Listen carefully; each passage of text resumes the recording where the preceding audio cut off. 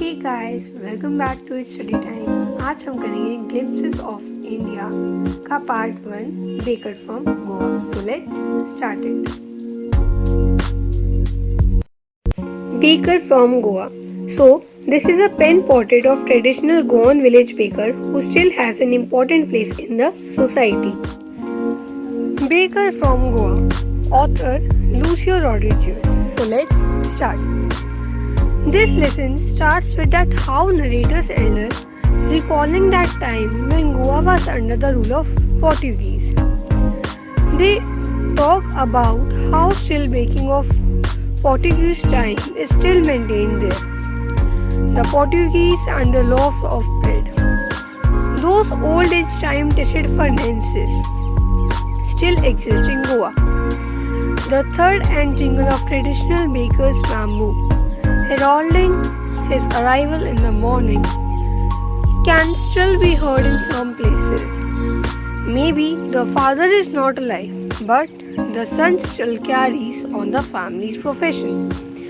These bakers are even today known as peddler in Goa.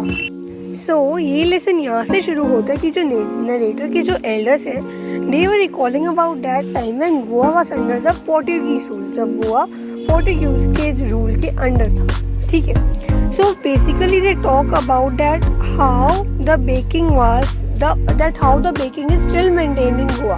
Portuguese के time पे जो baking हुआ करती थी, जिस ट्रेडिशन से हुआ करती थी, वो आज भी गोवा में मेंटेन्ड है.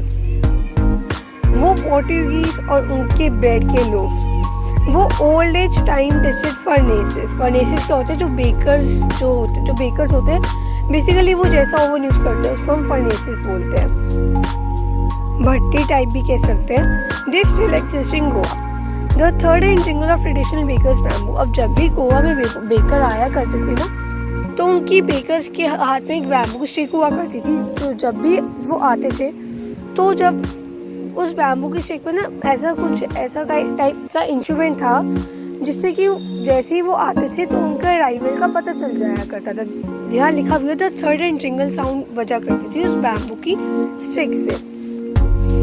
Heralding his arrival in the morning. इससे ये पता चल जाता था कि जो बेकर्स हैं वो आ चुके हैं. It can be still heard in some places. वो आज भी गोवा के कुछ विलेजेस में आज भी वो साउंड सुनने को मिलती है. May be the father is not like. May be father वो काम नहीं कर रहा, but son is carrying his father's profession till now. And these bakers even today known as peddler in Goa. हम गोवा में आज भी इन बेकर्स को पेडर बुलाते हैं. During our childhood in Goa, the baker used to be our friend, companion and guide. He used to come at least twice a day. Once he set out in the morning on his selling round, and then again when he returned after emptying his huge basket. The jingling thud of his bamboo woke us up from sleep, and we ran to meet and greet him. Why was it so? Was it for the love of the loaf? Not at all. The loaves were bought by some Baskin or Basti, the maidservant of the house. But we longed for those bread bangers which we choose carefully. Sometimes it was sweet bread of special made.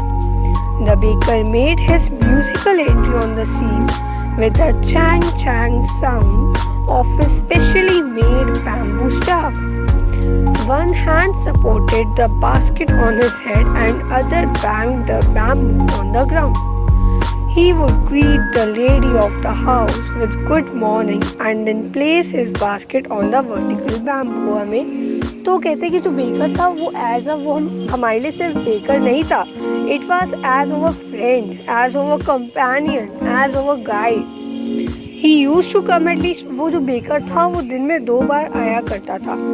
Once तब आया करता था जब starting on the selling round, जब बेचने आया करता था, उसका जो स्टफ हुआ करता था बेड्स का, इट वाज फुल. एंड जब दूसरी बार तब आता था जब इवनिंग में, जब जो उसका सारा का सारा स्टफ है, लोग सारे खाली हो जाया करते थे, तब आया करता था. The jingling third of his bamboo. और वो कहता है कि ऑथर कहता है कि जब भी वो उसकी जिंगलिंग साउंड सुना करते थे बैम्बू की, तो भाग के वो मतलब अपनी नींद से उठ जाया करते थे और भाग के जाकर उसको मिला करते थे और उसको ग्रीट किया करते थे। Greet means to wish him. वो कहता है कि व्हाई वाज इट सो, ऐसा हम क्यों किया करते थे। Not for the love for bread, ये नहीं कि हम ब्रेड से प्यार करते थे इसलिए हम ऐसा किया करते थे। वो कहता है कि जो ब्रेड्स है वो तो पास्कीन और बेस्टीन, ये दो उनके होम सर्वेंट्स हैं। वो जो बेकर्स से जो लोव्स हैं वो ले जाया करते थे पहले ही, but for the love for bread bangles, वो जो बेकर है वो स्पेशली उनके लिए ब्रेड बैंगल्स बनाया करता था, स्पेशली छोटे बच्चों के लिए। वो उन्हें लेने के लिए बहुत ज़्यादा उतावले हो जाया करते थे, इसलिए वो अपनी नींद से जाकर जैसे ही वो जिंगलिंग साउंड सुना करते थे वो सीधा बेकर के पास पहुंच जाया करते थे। On one hand supported the basket, वो कहता है कि उसके एक जो हाथ है वो बास्केट पे सपोर्टेड है जो कि उसके सर पे है, एंड दूसरे जो हाथ है वो उसका बैम्बू शाफ्ट पर है। He would greet the lady, और जो होम सर्वेंट थी वो उसको विश किया करता था गुड मॉर्निंग, और अपनी बास्केट को नीचे प्लेस किया करता था अपनी वर्टिकल बैम्बू पे और उनको लोव्स निकाल के दे दिया करता था। We kids would be pushed aside with a mild rebuke and the loaves would be delivered to the servant. But we would not give up. We would climb a bench or the parapet and peep into the basket. Somehow I can still recall the typical fragrance of those loaves. Loaves for the elders and bangles for the children. Then we did not even care to brush our teeth and wash our mouths properly. And why should we? Who could take the trouble of plucking the mango leaf for the toothbrush, and why was it necessary at all? The tiger never brushed his teeth. Hot tea could wash and clean up everything so nicely after all. इस slide में author कह रहे हैं कि हम बच्चे जैसे ही baker आया करता और हम उससे मीट करने पहुंच जाते तो हमें हल्का सा माइल्ड रिब्यूक मीन्स हमें थोड़ा बहुत डांट के साइड में कर दिया जाता, और जो लोग थे वो सर्वेंट को दे दिए जाते। पर हम भी गिव अप नहीं किया करते थे, हम एक बेंच पे चढ़ा करते थे और पीप मतलब झांक के बास्केट में देखा करते थे कि किस किस तरह के ब्रेड्स हैं उनके पास। वो अभी भी कहते हैं कि मुझे अभी भी वो फ्रेगनेंस, तो उस टाइम के जो ब्रेड्स की जो फ्रेगनेंस थी वो आज भी मुझे वो फ्रेगनेंस याद है। I can still recall that. Loaves for the elders and bangles for the children, तो जो एल्डर्स के लिए लोव्स हुआ करते थे ब्रेड के, और वही ब्रेड बैंगल्स हुआ करती थी छोटे छोटे बच्चों के लिए।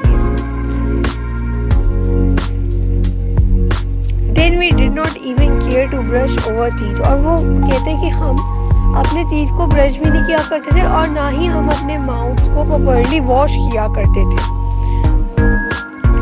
वो कहते हैं कि और वाई शुड बी, हम क्यों ही करें, आखिर कौन इतनी मेहनत करेगा कि कौन पेड़ से चढ़कर मैंगो की लीफ को प्लग करेगा अपने दांत साफ करने के लिए। और टाइगर्स तो वैसे ही ब्रश करते नहीं, वो ना बहुत सारे वो देते हैं कि हम ब्रश क्यों करें, हम अपने माउथ को प्रॉपर्ली साफ क्यों करें। वो बाद में भी कहते हैं कि जो गर्म चाय है, हॉट टी है, वो सारे ही मुंह को साफ इजीली कर दिया करती है, तो हम अपने मुंह को ऐसे साफ हम ब्रश ही क्यों करें, हम इतना ट्रबल क्यों उठाएं, हम इतना कहते हैं ना हम इतना कष्ट क्यों उठाएं। Marriage gifts are meaningless without the sweet bread known as the ball. Just as party or feast loses its charm without bread, not enough can be said to show how important a baker can be for the village. The lady of the house must prepare sandwiches on the occasion of her daughter's engagement. Cakes and balancers are must for Christmas as well as other festivals. Thus, the presence of baker's furnace in the village is absolutely essential. The baker or bread seller of those days had a peculiar dress known as kabai. It was a single-piece long frock reaching down to the knees. In our childhood, we saw bakers wearing a shirt and trouser, which were shorter than full-length ones and longer than half pants. Even today, anyone who wears a half pant which reaches just below the knees invites a comment that he is dressed like a pedo. वो कहते हैं कि जो marriage gifts हैं they are meaningless without the sweet bread known as bol. जो marriage gifts है वो meaningless है स्वीट ब्रेड बॉल अगर नहीं है उनमें तो। और जो जैसे कि हर पार्टी अपना एक स्पेसिफिक सबका वो होता है कि अगर ये चीज़ नहीं होगी तो पार्टी बेकार है, वैसे ही गोंड विलेजेस में ये स्पेसिफिक था। The lady of house must prepare sandwiches on the occasion of a daughter's engagement. वो कहती है कि जो घर की जो लेडी है वो सैंडविचेस ज़रूर प्रिपेयर करती है जब भी उसकी डॉटर की एंगेजमेंट आती है हर हाउस में। वो कहते हैं कि जो केक्स और बॉल इन हाउस हैं वो मस्ट हैं, वो बनते ही बनते हैं, बेशक वो क्रिसमस हो या अदर फेस्टिवल्स हो। और वो कहते हैं कि जो बेकर या जो ब्रेड सेलर की जो ड्रेस हुआ करती थी उस टाइम पोर्टुगीज डेज में उनकी एक स्पेशल ड्रेस हुआ करती थी जिसको कि हम कबाई कहते हैं। वो एक लॉन्ग फ्रॉक हुआ करती थी बेसिकली। और वो कहते हैं कि जब ऑथर का जो चाइल्डहुड डेज थे तब जो बेकर्स थे वो शर्ट पहना करते थे और एक ऐसे ट्राउजर्स पहना करते थे जो कि बेसिकली शॉर्टर हुआ करते थे देन यूजुअल पैंट्स। और जब भी आज भी अगर कोई ऐसे कपड़े पहन लेता है तो उनको एक ही कमेंट मिलता है that he is dressed like a pader, means he is dressed like a baker. The baker usually collected his bills at the end of the month. Monthly accounts used to be recorded on some wall in pencil.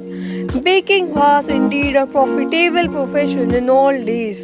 The baker and his family never starved. He, his family and his servants always looked happy and prosperous. Their plump physique was an open testimony to this. Even today, any person is with a jackfruit-like physical appearance is easily compared to a baker. So, at the end, वो कहता है कि जो baker था वो usually अपने bills month के and में कलेक्ट किया करता था। और जो मंथली अकाउंट्स थे वो कहाँ रिकॉर्ड किया करते थे, they used to record their monthly accounts on the wall with the help of pencil. वो कहते हैं कि बेकिंग उस टाइम पे बहुत ज़्यादा प्रॉफिटेबल प्रोफेशन हुआ करता था पुराने दिनों में। वो ये भी कहता है कि जो बेकर की फैमिली थी वो कभी भी भूखा नहीं मरा करती थी। ऑल्सो जो बेकर की फैमिली थी उनके सर्वेंट्स और the baker himself they looks happy and prosperous, बहुत बड़े पूरे और हैप्पी लगा करते थे।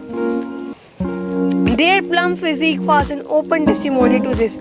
उनका जो मोटा शरीर है वो देख के हर कोई समझ जाता है that it is easily compare to a baker. वो कहते हैं आज भी अगर कोई jackfruit like appearance means plump physique थोड़ा सा मोटा, तो कहते हैं कि आज भी अगर कोई ऐसा देखने को मिल जाता है तो हम उसको ईजिली बेकर से कंपेयर किया करते हैं।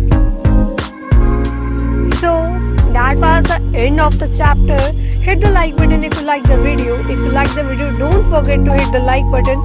Also subscribe the channel and let me know about your suggestions in the comment section.